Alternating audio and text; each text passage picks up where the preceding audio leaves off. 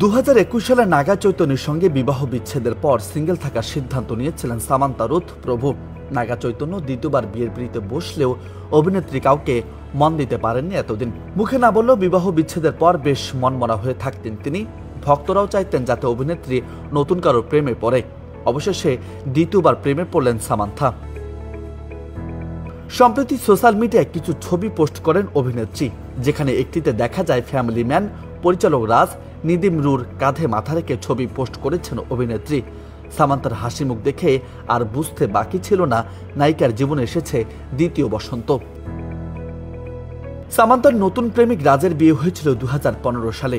শ্যামলী দে এর সঙ্গে 7 পাকে বাধা পড়েছিলেন তিনি, তবে 2022 সালে বিচ্ছেদের পথে হাঁটেন এই জুটি। শ্যামলী ইতিমধ্যে সহকারী পরিচালক হিসেবে কাজ করছেন রং দে বসন্তী, ওমকারা সহ বেশ কিছু ছবিতে। চিত্রনাট্যকার হিসেবেও কাজ করেছেন তিনি। রাজ এবং শ্যামলীর বিচ্ছেদের পরেই সিটাডেল হানিবানি ছবিতে কাজ করার সময় রাজের সঙ্গে ঘনিষ্ঠতা তৈরি হয় সামান্তার। তবে ছবি প্রকাশে আনলেও নিজেদের সম্পর্ক নিয়ে এখনোই কোনো মন্তব্য করেনি সামান্তা বা রাজ কেউই। তাহলে কবে বিয়ে করবেন তারা? ভারতীয় সংবাদ মাধ্যমের সূত্র বলছে, সামান্তা এবং রাজ নাকি একই সঙ্গে থাকার পরিকল্পনা করছেন। বিয়ে নয়, বরং এখন লিভ ইন করবেন তারা।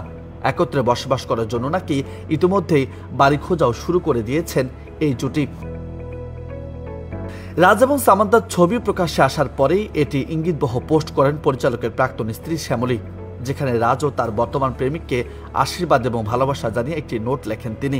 তবে শ্যামলী ভালোবাসা জানালেও সামান্তার প্রাক্তন স্বামী নাগার তরফ থেকে এখনো কোনো মন্তব্য শোনা যায়নি।